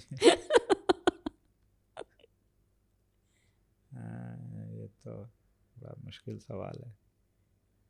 सबसे ज़्यादा सभी कंजूस हैं क्या? नहीं, हाँ, ये मान लीजिए सभी कंजूस है। तो बड़ा कंजूस कौन है? बड़ा कंजूस मेरे ख्याल से असल में इस तरह की कभी मंडली बैठती नहीं है कि जिसमें कंजूसी का नहीं, कंजूसी का कोई अवसर मिले, क्योंकि मतलब ये देखिए, मुझे लगता है ना कि ये वाला जो सवाल आप कर रही हैं, इसका जब आप एक विद्यार्थी जीवन में होते हैं ना, तब जब पैसे की किल्लत होती है ना, कि चाय पिलाए, ये पिलाए या वो पिला दे, तब आप ऐसे लोगों, मतलब तब शायद ये पहचान कर पाते हैं ये वाला दोस्त कंजूस है, ये वाला नहीं है। इसमें अभी सब किसी की ऐसी स्थिति नहीं है कि कभी मान लीजिए कोई लंच पे, डिनर पे या कहीं गए, तो सब, मेरे ख्याल से सबकी परचेजिंग पावर अच्छी है, तो कोई मतलब किसी के पास संकोच नहीं होता है, तो पता भी नहीं चलता है कि कौन कंजूस है। लेकिन अब यही है ना कि आपके ये सब सवालों के जवाब शायद लग रहा है अगले एपिसोड में दे पाऊंगा, इस नज़रिए से देख के हम आएंगे। एक अच्छी किताब विद नो मार्केटिंग या एक औसत किताब विद गुड मार्केटिंग, आपका अनुभव क्या कहता है कि कौन सी ज़्यादा बिकेगी? नहीं, मतलब मार्केटिंग को, मतलब मार्केटिंग बहुत बड़ा शब्द है, उसको ऐसे मतलब एक इतना आसानी से एक्सप्लेन करना मुश्किल है। लेकिन मेरा ऐसा मानना है कि चाहे वो अच्छी किताब हो, चाहे एवरेज किताब हो, उन सबको मतलब उस सबके इर्द गिर्द प्रचार प्रसार का तंत्र स्थापित किया जाना चाहिए।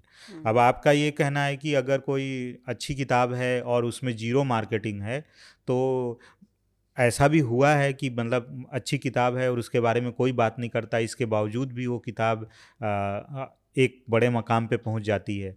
और ऐसा भी होता है कि आप बहुत एवरेज किताब है और उसकी खूब मार्केटिंग कर रहे हैं, कोई फ़र्क नहीं पड़ेगा। और इसके वाइस वर्सा भी होता है। तो मतलब इतना एक लाइन में जवाब इसका नहीं दिया जा सकता, और एक लाइन का जवाब झूठा होगा असल में। क्या कोई ऐसा है जिसका फ़ोन उठाने से पहले आप 2 बार सोचते हैं? ऐसा बहुत होता है, बहुत हैं ऐसे। नाम लेना चाहेंगे? नाम नहीं लेना, ऐसे बहुत हैं। ऐसे आमतौर पे ऐसे लोगों का फ़ोन, आप देखिए फ़ोन क्या है कि फ़ोन उठाने से आप तब बचते हैं जब कोई व्यक्ति को एक तरीके से आप किसी काम के लिए मना करना चाहते हैं, है ना, और वो सीधे तौर पे आप उसको मना नहीं कर पा रहे हैं, लेकिन वो फ़ोन किए जा रहा है, आप उसको टाल रहे हैं, आप उसको बता रहे हैं कि हम 4 दिन बाद बात करेंगे, 4 दिन बाद वो एक बार आपने नहीं फ़ोन उठाया, वो 4 बार कर रहा है। तो ऐसे लोगों का फ़ोन आमतौर पे हम उठाने से कतराते हैं, जिनका हमें पता है कि उठाने के बाद क्या होने वाला है, मतलब उठाने के बाद वक्त ही बर्बाद होने वाला है। शैलेश जी, हाँ या ना में जवाब चाहूँगी। क्या आप किसी को, जिसको आपने पढ़ा नहीं है और लेखक आके आपसे बात कर रहा है और वो छपना भी चाह रहा है, तो क्या आप उसे देख के पहचान जाते हैं, उसकी बातों से पहचान सकते हैं कि इसका लिखा हुआ अच्छा होगा या बुरा होगा? नहीं पहचान सकते, क्योंकि लेखक आमतौर पे देखिए बहुत एक ज़्यादातर लोग जो होते हैं वो अंतर्मुखी होते हैं, मतलब बहिर्मुखी भी होते हैं लेकिन कम होते हैं। और एक बहुत अच्छा लेखक अपनी बात, अच्छा वक्ता भी हो, यानी अपनी बात अच्छे से रख पाए, ये कोई ज़रूरी नहीं है और आमतौर पे नहीं होता है। तो लेखक को तो इससे बिल्कुल नहीं पहचानना चाहिए। लेखक को उसके परिधान से, लेखक को उसके बात व्यवहार से मत पहचानिए। लेखन अलग किसकी चीज़ है। हिंदी युग का सफ़र एक ब्लॉग से शुरू हुआ था और अब इतना बड़ा साम्राज्य, मैं कहूँगी, आपका फैल चुका है। कभी पीछे मुड़कर देखते हैं तो क्या एक थॉट है, क्या ख्याल आता है? मतलब पहली बात तो यही बात आपने जो बोली, इतना बड़ा साम्राज्य हो चुका है, और क्या, तो वो कुछ है नहीं है, ठीक है, तो इसलिए इतना अभी पीछे मुड़ करके देखने का अभी मुझे लगता है कि उसके लिए थोड़ा रुकना पड़ेगा कि इतना बड़ा साम्राज्य हो जाए कि पीछे मुड़ करके देखें तो दिखाई दे। अभी तो पीछे मुड़ के भी देखते हैं तो वही दिखता है जहाँ पे अभी खड़े हैं। कभी किसी लेखक ने, आपने उसे छापने से मना कर दिया और उसने पता है मेरा बाप कौन है, या फिर ये मेरी फ़ैन फॉलोइंग पता है कितनी है सोशल मीडिया नहीं, में? ऐसा बाप कौन है तो नहीं, लेकिन कई सारे लोग, देखिए मतलब मैंने ये देखा है, जो आमतौर पे जीवन में होता ही है कि बहुत कम ऐसे लोग होते हैं जो रिजेक्शन को एक्सेप्ट करते हैं। रिजेक्शन की कोई भी वजह हो सकती है, जैसे यहाँ पे वजह तो साफ है, हम तो सार्वजनिक तौर पे कहते हैं कि रिजेक्शन की एक ही वजह है कि हमें समझ में नहीं आई, ठीक है, हम आपकी चीज़ को ख़राब कह ही नहीं रहे हैं और है भी नहीं वो ख़राब। तो लेकिन तब भी इस चीज़ को मतलब सकारात्मक ढंग से लोग नहीं ले पाते हैं। और कई लोग मतलब मजाक में भी, और कई लोग शायद पीठ पीछे कहते हैं कि मतलब ये उसने गलत किया, या उससे ऐसा नहीं करना चाहिए था, मुझे कभी अवसर मिलेगा तो मैं भी उसके साथ ऐसा करूँगा टाइप। तो लेकिन चूँकि देखिए हमारे मतलब कोई भी प्रकाशक होगा, मैं अपनी ही बात नहीं कर रहा हूँ, सबके पास एक सीमित संसाधन होता है। हाँ, मतलब वो तो किसी भी सभी को आती होगी। मतलब सब कुछ नहीं प्रकाशित कर सकता ना। कोई अगर मान लीजिए हमारे पास महीने में 200 पांडुलिपियाँ आ रही हैं, तो हम ऐसा सोचें एक दिल बड़ा करके कि चलो इनका जो हश्र होगा हम 200 की 200 प्रकाशित कर देते हैं, लेकिन हम कर नहीं सकते हैं, क्योंकि अगर हम अभी 200 प्रकाशित करने लगेंगे तो फिर हमारे पास 2000 आने लगेंगी। तो इसीलिए आप अपना एक बैरियर बनाते हैं, वो बैरियर आपके अपने होते हैं, और वो बैरियर ऐसा कोई ज़रूरी नहीं है कि वो बैरियर को कोई दूसरा भी एक्सेप्ट करे, लेकिन चूंकि आप अपना संसाधन लगा रहे हैं, आप अपनी पूंजी लगा रहे हैं, तो निर्णय आपका होगा। जैसे कोई प्रोडक्शन हाउस है, उसको किस कहानी पे फिल्म बनानी है या सीरीज बनानी है या किस विषय पे बनानी है, ये उसका निर्णय होगा, क्योंकि वो एक्टर को पैसा दे रही है, वो डायरेक्टर को पैसा दे रही है, वो उस रिलीज कर रही है। अगर वो नहीं चली तो नुकसान उसको होगा, और चली तो फ़ायदा उसको होगा। तो इसीलिए ये निर्णय उसका होगा। तो प्रकाशन को भी उसी तरीके से देख लीजिए कि जो प्रकाशक को अपनी जो किताब प्रकाशित कर रहा है, तो उसका अच्छा और बुरा दोनों को उसी को झेलना है, और उसके सारे खर्चे भी उसी को उठाने हैं। तो इसलिए हमारे जैसे पारंपरिक प्रकाशन जो कि प्रकाशक की पूंजी से प्रकाशित होते हैं, उसमें निर्णय प्रकाशक के होते हैं, वो बेवकूफ़ी भरे भी निर्णय हो सकते हैं, ठीक है। लेकिन सेल्फ पब्लिकेशन में ऐसा नहीं होता। सेल्फ पब्लिकेशन में कोई कुछ भी प्रकाशित कर सकता है। बिल्कुल। शैलेश जी ऐसा बोलते हैं कि लेखन जो है तपस्या है। मेरे जैसे कुछ कहते हैं कि दिल के खून से लिखा जाता है। तो फिर किसी किताब को बेचना क्या होता है, उसे आप क्या कहेंगे? वो मैं पहली बात तो लेखन को तपस्या मानता ही नहीं हूँ। तो ये तो वाला क्या मानते हैं? तो लेखन एक तरह का, जैसे आप दूसरे काम करते हैं वैसे आप लेखन भी करते हैं। मतलब आप लेखन ही कर सकते हैं, इसलिए लेखन करते हैं। जैसे जो लिखता है उसको लिखने में मज़ा आता है, आनंद आता है, इसलिए वो लिखता है। तो इसलिए मतलब किसी भी चीज़ को इतना बड़ा बनकर नहीं दिखाना चाहिए।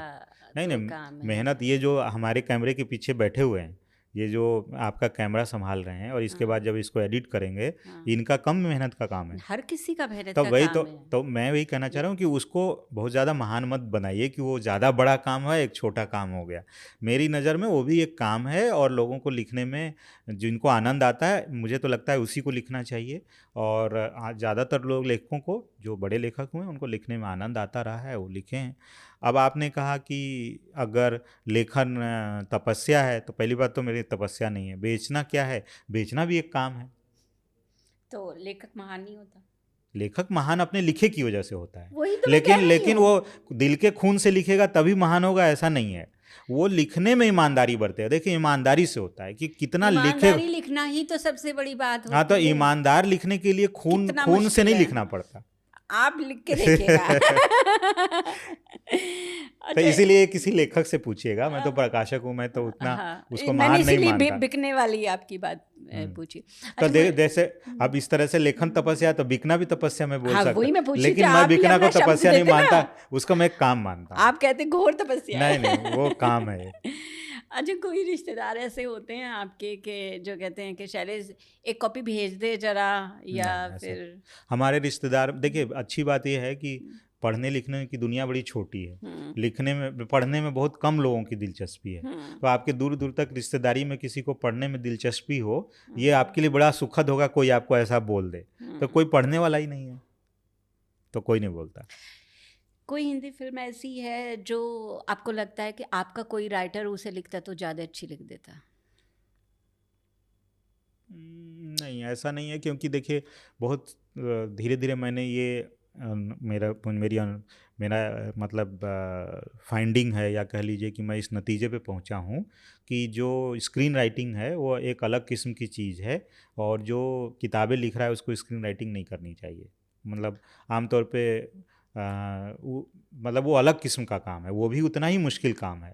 तो और मुझे अपने किसी लेखक में इस तरह की का वो भी नहीं दिखता है कि वो कोई अच्छा स्क्रीन राइटर हो सकता है। स्क्रीन राइटर एक अलग किस्म की चीज़ है। और चूंकि स्क्रीन राइटिंग की मुझे कोई समझ नहीं है, तो इसलिए उस पर भी मैं मतलब इस चीज़ का जवाब देना बड़ा मुश्किल है कि मेरा कौन राइटर इसको बेहतर लिख देता। ये अलग बात है कि ऐसा बहुत बार लगता है कि कई बार बहुत सामान्य सी चीज़ों पर फिल्म बन जाती है या सीरीज बन जाती है, तो ये ज़रूर लगता है कि हमारे पास कई ऐसी चीज़ें हैं जिन पे अगर ऐसा कुछ बने तो वो उससे बेहतर बनेगा, या इसी विषय वस्तु पे एक बेहतर चीज़ बन सकती है। जैसे उदाहरण के लिए नीलोत्पल मृणाल की एक किताब है अवघड़। अगर उस पर सीरीज बने, या उस पर फिल्म तो नहीं बन सकती क्योंकि बहुत बड़ी किताब है। अगर सीरीज बने तो वो कोई भी ग्राम्य पृष्ठभूमि पर बनी हुई जो सीरीज है हिंदी में, उनमें सबसे बेहतर बन सकती है। लेकिन क्या नीलोत्पल मृणाल उसको लिख के बना सकते हैं? मेरे ख्याल से नहीं, क्योंकि वो अलग किस्म का लेखन है। वो उपन्यास लिख सकते हैं, हो सकता है वो सीरीज मतलब वो स्क्रीन प्ले भी लिख पाएँ, लेकिन वो जब लिखेंगे तभी पता चलेगा। अभी मैं ये नहीं जज कर सकता कि क्या वो अच्छा स्क्रीन प्ले लिख सकते हैं। स्क्रीन प्ले लेखन एक अलग तरह का लेखन है, और वो थोड़ा तकनीकी भी है। जैसे गज़ल लेखन और मान लीजिए कि एक नज़्म का लेखन है ना। तो गज़ल को बिना गज़ल के मीटर को समझे, उसकी तकनीक को समझे नहीं लिखा जा सकता। लेकिन क्या गज़ल की तकनीक समझ करके गज़लकार हुआ जा सकता है? नहीं हुआ जा सकता। वो तो आपके कहन, आपके विचार, आपकी शैली से ही बनेगा। तो बहुत, मैं कहना ये चाह रहा हूँ, ये एक लाइन का जवाब नहीं है, ये बहुत मुश्किल है ऐसा कह पाना कि कौन ऐसा लिख सकता है और क्या मुझे ऐसा लगा। तो मुझे तो इसलिए नहीं लगता क्योंकि मुझे ऐसा लगता है कि हर लेखक को अपनी विधा में बड़ा होना चाहिए। अगर वो किताब का लेखक है तो उसको किताब में ही इतना बड़ा होना चाहिए कि दूसरे लोग उस पर बनाएं। जैसे अभी आपने जो दिव्य प्रकाश दुबे का जिक्र किया, अगर दिव्य प्रकाश दुबे मुसाफिर कैफ़े के स्क्रीन प्ले राइटर होते तो वो इतना नाम नहीं कमाते जितना कि उनकी किताब पे एक किसी और ने स्क्रीन प्ले लिखा और उस पर एक सीरीज नेटफ्लिक्स पे आ रही है। इसको ऐसे देखिए। और अगर दिव्या जी अभी कहने लगे हैं आपको कि मैं कल से शुद्ध संस्कृत में लिख रहा हूँ, तो आप क्या करेंगे? नहीं, ऐसा वो कहेंगे ही नहीं। मतलब कोई अचानक, छापेंगे? मतलब कोई नहीं, हम नहीं छापेंगे। और वो मतलब एक व्यक्ति इस तरह की मूर्खतापूर्ण चीज़ें नहीं कर सकता ना अचानक। मतलब आप मूर्ख व्यक्ति ऐसा कर सकता है, लेकिन जो इतने समय से 10-11 साल से ऐसा कर रहा है कि एक भी मूर्खतापूर्ण चीज़ नहीं कर रहा है, तो वो इतनी घनघोर मूर्खतापूर्ण चीज़ कैसे करेगा? तो मुझे इसकी कोई उम्मीद ही नहीं है। तो मतलब मैं देखिए, वो ऐसे हाइपोथेटिकल चीज़ों को एज्यूम करने में का कोई अर्थ नहीं है, और उसका मैं कुछ भी उत्तर दे दूंगा उसका कोई अर्थ नहीं है। एक और, लेकिन फिर भी हम हाइपोथेटिकल आपसे पूछेंगे जी। अगर आज हिंदी युग्म के ऑफिस में मुंशी प्रेमचंद आते हैं तो आप उन्हें कैसे बताएंगे, कैसे समझाएंगे कि नई वाली हिंदी क्या है? क्योंकि आप तो अभी वालों को भी अभी समझा मतलब मैं कहा यही, ये तो बहुत सरल आपने बोल दिया कि प्रेमचंद जी जो आप अपने ज़माने में लिख रहे थे, हाँ। वो आज के ज़माने में आप लिखते तो यही लिखते जो नई वाली हिंदी है। वाह, बहुत बढ़िया। प्रेमचंद 2.0 वो है नई वाली हिंदी। 2.0। और मुझे लगता है शायद वो मान भी जाते कि हाँ, नहीं, वो यही लिखते ही मानते क्या, वो कहते सही कह रहे हैं, वो कहते सही कह रहे हैं शैली। उस समय वो वही लिख रहे थे जो उस समय की भाषा थी ना। उस समय के लोगों को सबसे ज़्यादा पसंद प्रेमचंद क्यों आ रहे थे? क्योंकि उनके विषय उनकी भाषा में लिख रहे थे वो। आज नई वाली हिंदी के लेखक लोगों को क्यों पसंद आ रहे हैं? क्योंकि आज की भाषा में आज के विषय में लिख रहे हैं। तो आज नई वाली हिंदी को आप प्रेमचंद 2.0 कह सकती है। बिल्कुल। बहुत सारे सवालों के आपने जवाब दिए हैं और बहुत बहुत शुक्रिया आपका, आप यहाँ आए हैं। और मुझे लगता है कि जब तक हिंदी को इस तरीके से प्यार करने वाले, पढ़ने वाले बढ़ते चले जाएंगे और आप जैसे इतना जोश के साथ और इतनी पूरा अपना वो लगा के उसको, हिंदी को और इन किताबों को आगे बढ़ा रहे हैं, तो मुझे लगता है हिंदी का भविष्य कभी खतरे में जा ही नहीं सकता है। और हम दोस्तों से भी गुजारिश करेंगे कि आप एक किताब ज़रूर हमेशा ख़रीदिए, महीने में एक किताब तो हमेशा ख़रीदिए, पढ़िए और आगे बढ़िए और हमें बताइए कि आपको हमारा ये पॉडकास्ट कैसा लगा और आगे आप किन को चाहते हैं कि हम अपने पॉडकास्ट में लेके आएँ। बहुत शुक्रिया, आपका बहुत बहुत धन्यवाद। बहुत शुक्रिया, थैंक यू। आपके लिए एक छोटा सा गिफ्ट है हमारी तरफ से जो हमेशा हम देते हैं।